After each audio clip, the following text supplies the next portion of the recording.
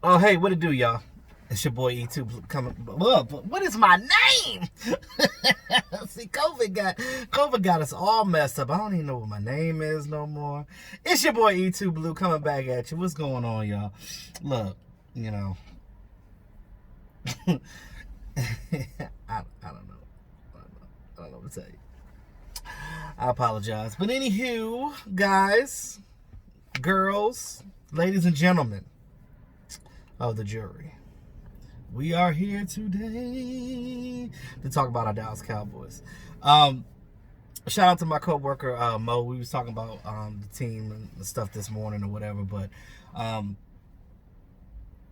yeah, I'm blessed to still have my job, but I'm only working part time right now, basically, because you know it's not a lot of work out here because of everybody being quarantined. But hopefully there's an end to this soon. Hopefully we can have a football season. Hopefully, because I know the NFL was talking about they're pushing giving refunds and stuff for ticket holders and people that bought game tickets and stuff already. So that's why I don't buy stuff in advance like that, because because some people don't give you your money back, they give you credit, and sometimes I don't want a credit, I want my money back, I want the dinero, I want to see it in my account. You see what I'm saying? That's how I am for the most part. But as we talk about it, Dallas Cowboys made another signing last night. I was going to do the video last night, but I got tired and I just fell asleep.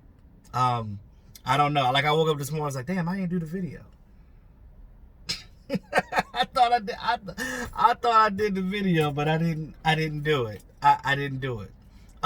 Cowboys signed former first round draft pick Cameron Erving. I was about to say Fleming. We got rid of Cameron Fleming. Cameron Fleming is now with the Giants. The Cowboys signed offensive tackle, offensive guard, offensive center. Well, you don't say offensive center. Center. Cameron Fleming to a 1-year deal. Now, I know some people probably think like, oh my God, he was a bust. Why are we signing Cameron Erving? He's a bust. Oh my God, he was a first round bust. No, he was not. He could have been, but thank God they switched his position. So let me give you a little backstory. So he was originally drafted in 2015 in the first round by the Cleveland Browns. He was originally playing center. He was then traded to Kansas City in 2017, where his career got better after he was switched from center to guard. Now, sometimes the way that a team plays you really depends on how you play in the league. Now, we know that the Cleveland Browns at that time were not a good team. They were terrible. That was during the era where they didn't win a game. Remember when we were like, they didn't win a game in like 2 seasons? Like, remember that? That was that era when Cameron Erving got drafted to them. He got drafted into some BS. I know the Browns are a little better now, but he didn't play now. He played when they sucked. This is before Myles Garrett. This is before they had all those crazy draft picks that, even then they still weren't, playoff team, but at least they started winning games. But I can't look at him and say that, he sucked because of, when your team around you is just bad, it's hard for you to succeed. You could be that one bright star on a team, but your play is not going to show because the rest of your team sucks, and especially the offensive line position. If the rest of your line is trash, you can't do it by yourself. Y'all gonna give up sacks like a mug. It just happens. So he played much better with Kansas City, and he got a Super Bowl with Kansas City because he was with the team up until the end of this past season. So he has a Super Bowl ring now. I think that it's a great pick for the Dallas Cowboys because, again, we lost Cameron Fleming, the other Cameron. We lost Cameron Fleming to the Giants. And now we got Erving. And I think that he'd be a great swing tackle. He can, they can switch back and forth between him and Brandon Knight, because we still have Brandon Knight on the team as well, the young offensive tackle. He has some promise too as well. We got some pretty decent backups here, and I think that what the Cowboys did, I think it was smart. It was very smart to go get Cameron Erving, because now you got backups to your backup. And now you really don't have to. Now, just be honest with you, ain't many people better than Tyron Smith. I don't think he's literally the best. He's one of the best, if not the best, offensive tackle in this league, left tackle. So, you put somebody in that position, they got to be at least 70% of that. Now, I think that Cameron Erving is good. I think that with this team, he's going to be even better because he's going to have the opportunity for that competition.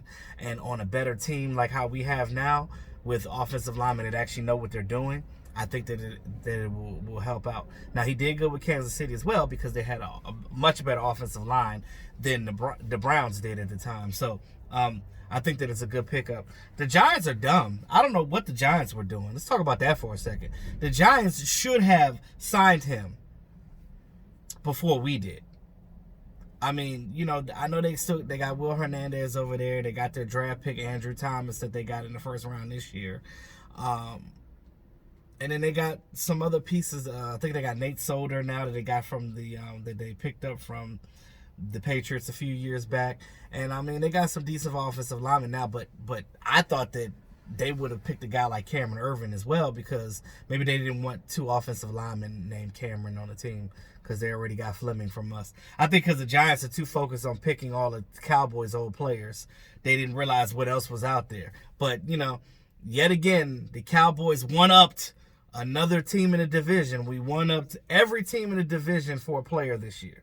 Let's recap that for a second. So, I just talked about the Cameron Erving that we signed last night. That was a one-up to the Giants. We got CeeDee Lamb in the first round of draft. The Eagles was trying to trade up to get him. We one-upped them on that one. And also, if you want to say two for the Eagles, we one-upped them. We got Tyler Badish, or as we like to call him affectionately, Tyler Badass. Tyler from Wisconsin. We traded their pick to get him. So that's two. And you look at the Redskins. They wanted Amari Cooper. They tried to poach him from us. They tried to offer him more money, but he was like, nah. Who y'all quarterback, though? Who throwing me the ball? So, he was probably thinking like, why shall I go to this team? He's probably thinking like, why should I go to this team and you guys are, I don't know who's gonna throw me the ball. I already have camaraderie with my guy Dak Prescott, so I'm good. I'm gonna stay where I'm at. So we literally like every team in the division, we won up. So it's a great offseason for Dallas Cowboys. Now to transition to the last part of what I'm gonna say. So I'm happy about that signing. Let me know what you think about the Cameron Erving in the comments box when the video is uploaded. But I was going back and looking at the free agents that we got, right?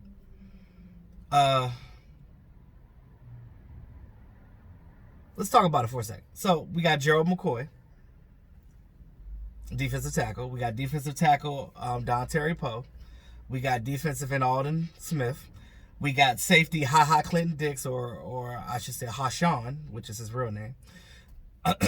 We got cornerback Maurice Kennedy. We got cornerback Melvin Worley. We got kicker Greg Zuerlein. We got quarterback Andy Dalton, and the guy that I'm speaking about in this video, offensive tackle Cameron Erving. Now, real quick about Cameron Erving. You guys remember that game? And this is ironic how things play out. This is what I meant to say too. You guys remember that game when David Irving was still on the team, and it was Irving against Irving, and I think he was playing. Was it when we played the Browns or when we played? I think it was when he was still with the Browns. I think it was. Because he was still playing center, and David Irving was lined up right in front of him, and I guess David Irving got the best of him, because with them long arms, David Irving got the best of a lot of people. And I guess Cameron didn't like that, and then they ended up getting to an altercation in the middle of the field, and they started fighting, and they both got ejected from the game. Irving versus Irving, David Irving versus Cameron Erving. Like, And it's funny, now he's on the team. But, I mean, David Irving's not here anymore. But that would have been funny. That would have been really funny if David Irving was still on this team. And now that we got Cameron Erving, I would love to see that battle again in training camp. Like, that would be awesome. But that's just something that I was thinking about. But let me know if you guys remember that game, because that was funny. But, yeah, so the free agents that I just spoke on. Do you guys realize that out of those players that I just named that we picked up in free agency, 6 of them, including Cameron Erving, 6 of them are former first-round draft picks. And the Dallas Cowboys got all of these guys on cheap deals. Every single one of them. What does that remind you of? That sounds like a building of a championship team to me. You get good talent for a low price. Come on now. Where you get that? Where you get those type of bargains from? You know, everybody talking about, oh, Cowboys always bargain bin shopping. Because these bargain bin guys are good. And with this new post-Jason Garrett era, now, none of this would have happened if Jason Garrett was still here. Do you realize Will McClay is already happy because he finally has a coach that's here that has a different philosophy about, we're going to pick the best available player. We're going to work the players. We're going to work the system around the players, not the players around the system. Because when you work it the way that Jason Garrett did it, you paint yourself into a box. And when you draft players, you run out of options because not every player fits your mold. So when you get players that are outside of that, you kind of can just sit back and just allow your team to grow in a different way. And you're not pigeonholing yourself into getting this particular player for this particular skill set. Think about it. Think about it. Now, and I know like our minds are like so in tune to the old regime and what Jason Garrett and what Rod Marinelli was doing and that old school and not adjusting crap that we were doing. This is a whole new system. So I'm looking at guys like HaHa Clinton. I'm talking about the defense right now. I'm looking at HaHa Clinton Dix. I'm looking at Maurice Kennedy. I'm looking at Melvin Worley. Like those guys that we picked up. Oh, let's not forget, I forgot about Savion Smith. I forgot about him too. Savion Smith. Him as well. Those guys that we picked up, you know, some people groveled when we got certain players, but then when you think about it, like they're gonna flourish in this new system because we're not gonna be playing 10 yards off the damn ball and playing in the same coverage, cover 3, nickel and diamond up the field, like doing the same things every play. We're going to be able to switch things up and do some different things because we have a wide range of players right now. So that, I mean, to me, that's a positive. And I'm optimistic about the things that we could do. I actually think that we can win a lot of games this season, just off of the strength of what you have on your team as far as this. If this thing gels like I think it is, us fans are in for a real treat.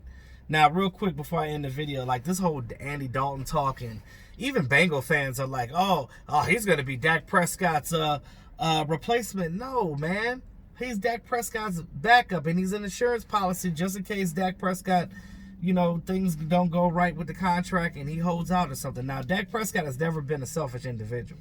One thing that you guys have to understand about this whole Dak Prescott contract thing is that these young players don't know anything about their money. They hire their agents specifically for them to handle this for them. Now, do I think that the agents take things too far sometimes? Yeah, but that's their job. They're there to try to, you know, get as much money for their client because they're representing their client. And they got to get their cut too. So, you know, they want to make sure that their player gets their money so they can get their money as well.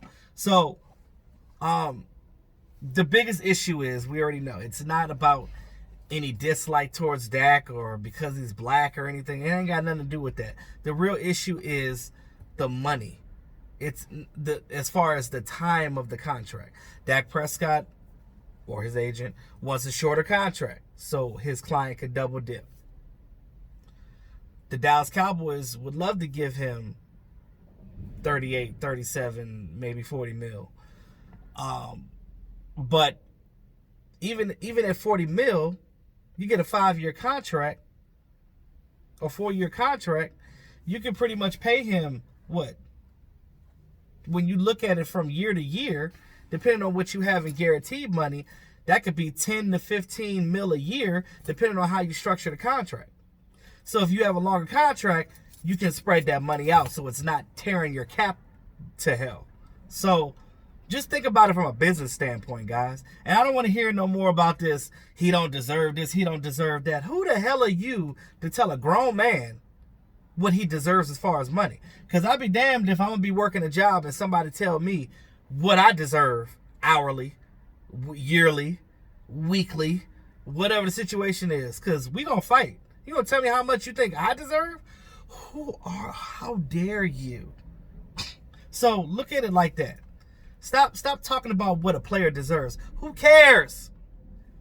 Let them get their money. These guys put their heart and soul into this game. Literally tear up their bodies for our entertainment. And we're sitting here worried about what they deserve? Get the hell out of here with all that. But that's all I got to say. Because, I'll be in here speaking the truth too much. So anyway, I'm ended there. It's your boy E2 Blue, always keeping it real. I'll talk to y'all soon. Y'all have a great day.